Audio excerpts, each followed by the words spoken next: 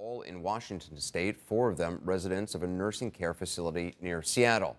Tonight, more firefighters in that area have been put into quarantine after responding to coronavirus calls at the facility. We'll go there live in just a moment. At the White House, President Trump defending the administration's response. Vice President Mike Pence in the first of what he says will be daily briefings from his coronavirus task force. Called this an all-hands-on-deck effort. We begin our special coverage. CNN's Nick Watt in Los Angeles. So, Nick, some major developments tonight.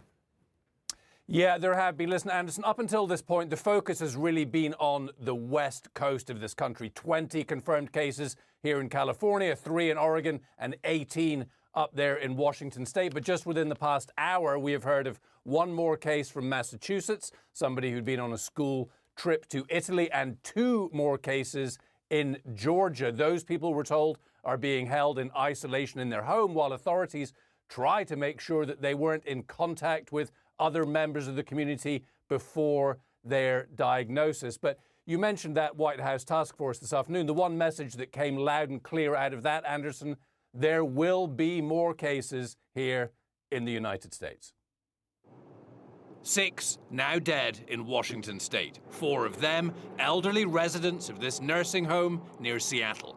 At least 48 schools now closed across the state for deep cleaning, and a warning from the governor. We think folks should begin to think about avoiding large events and assemblies. Today, nationwide, we topped 100 known cases across 12 states. Known is the key word. There are likely many more. Right now, today, on this day, Monday, if you look at the country as a whole, the risk is low. But the virus is now spreading within American communities. The degree of risk has the potential to change quickly. Today, the first confirmed case in New York, the nation's most populous city. There is no doubt that there will be more cases.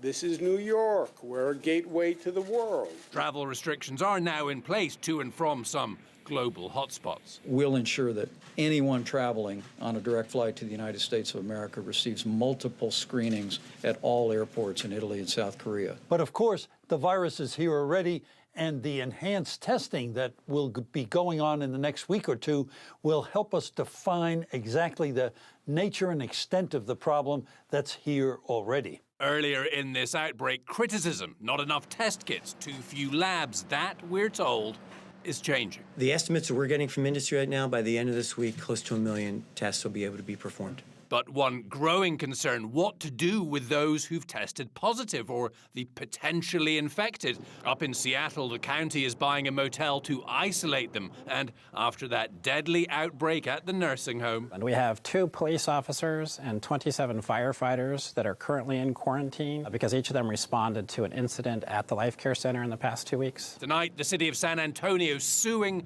the federal government after an evacuee from Wuhan, held in quarantine at a nearby base, was released and later tested positive.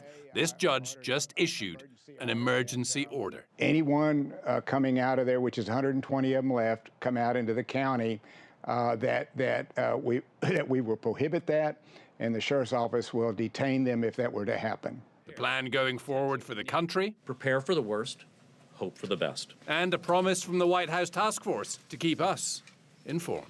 We'll be back here every day. Get used to seeing us. Interestingly, we just got the White House schedule for tomorrow. They will be having one of those briefings, but Anderson, it will not be on camera. Now, testing is going to be the key going forward. Interesting thing about this virus, for 80% of people who get it, it's pretty mild or asymptomatic, which in one sense is good news, but it makes it harder to contain. There could be many people walking around right now. They don't know they've got it. They are shedding that virus and infecting other people who might be affected more badly than they were. So the testing will be key, and that is going to be rolling out within the next few days, we are told. Nick Watt. Nick, I appreciate it. Earlier in the program, I believe I misspoke. I just want to be clear. There are 105 cases in the United States, known cases of people who are infected. There have been 6 deaths in Washington state. 6 deaths total in America, more than 105 cases, more than 105 people known to be infected. where are we on this big picture? Well, I mean, you know, the numbers do continue to grow. I think some people are sort of hearing about this, waking up to this now for the first time, because it's sort of been plodding along, and then we're starting to see this increase in numbers, and obviously, sadly, the increase in deaths as well. Public health officials, they anticipated this. This is not a surprise to them, despite how much has been going on in China for some time. The idea that eventually this virus, which, you know, doesn't respect boundaries or borders, it's a little strand of RNA, was going to come across the oceans and travel around the world, that was sort of known. What I think is going to be interesting now, because what's going to happen this week is a lot of tests are finally going to go out. And I know we're going to talk about testing. There's been inadequate testing. But when this testing goes out, I think we're going to see a sudden jump in numbers. Because there's a lot of folks who may be asymptomatic, who are not showing signs of having it. That's right. And so it's bad news, good news. Bad news because people are going to hear about this sudden increase in numbers.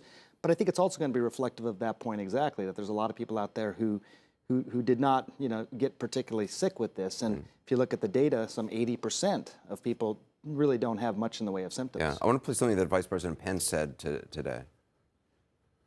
Let's be clear. The risk to the American people of the coronavirus remains low, according to all of the experts that we're working with across the government. And as the President has said, we're ready for anything, but this is an all-hands-on-deck effort. So, Zeke, you hear them saying it's an all-hands-on-deck effort. What does that actually entail? I mean, how is this being combated? I talked to the governor there in Washington. Who's in charge in Washington for efforts there? Is it the CDC? Is it the Well, governor? you need more than the CDC. The CDC has one slice of the activity, but you also need the FDA, because you need to have drugs and approval of devices and approval of any therapeutics that you're going to use. Homeland Security has to be involved. The State Department is going to be involved if you're going to have travel restrictions and transportation restrictions. And the other thing that you really need, that I have yet to really see, is you need connection to the states and localities. That's where the front line is, because the CDC is in Atlanta and they can send teams out. But the first reports are going to go to the local public health officials, to the state public health officials, and then back to the CDC in Atlanta. So the all hands on deck really requires a lot of coordination and keeping everyone in step, and that everyone includes all the states. As you heard the governor, Inslee, you know, deciding about when to close schools, you know, what to do with the quarantine, how to manage the surge that they might need on hospitals. All of those things are happening very locally, and so you need Washington to coordinate that. When we were doing H1N1 swine flu, we were on the phone to local health officials every day, and multiple times a day. Jennifer, I mean, the governor made an interesting point, which is that the front line of this is individual citizens and families who, you know, are monitoring their own health, their families' health, and they are the ones who will be able to prevent the spread of this from spreading even farther with a greater reach. Yeah, absolutely. And I'm really glad that he made the point about not just kind of showing up at the emergency room. I think that could be the worst thing that we could see happening. Explain why. Well, I mean, first of all, we want to reserve hospital resources for the people who need it, the severely ill patients. This could play out such that we have more patients than we could possibly handle, and we don't want to clog emergency rooms and other facilities with people who are just mildly ill or just want to get tested. That's my concern, is that emergency rooms are going to be flooded with people saying, I have a cough, can I get a test? And first of all, the governor is saying they can do 200 a day right now, but that's really not going to be enough if this, in fact, grows. Is this a Homeland Security issue? Because you know, earlier in the weeks, we saw Joe Kennedy going after the acting head of Homeland Security, who seemed surprised that he considered it part of Homeland Security, and clearly, fairly or not, the acting head of Homeland Security didn't seem to think it was part of his purview. Well, of course it's part of his purview. It's a whole of government effort, or it ought to be, right? Homeland Security has a piece of this, but obviously Health and Human Services, CDC, the State Department, foreign aid should come into this, right? The most effective thing we can do to protect ourselves from pandemic disease is to defend forward, as I've described it, which is to help and assist other countries.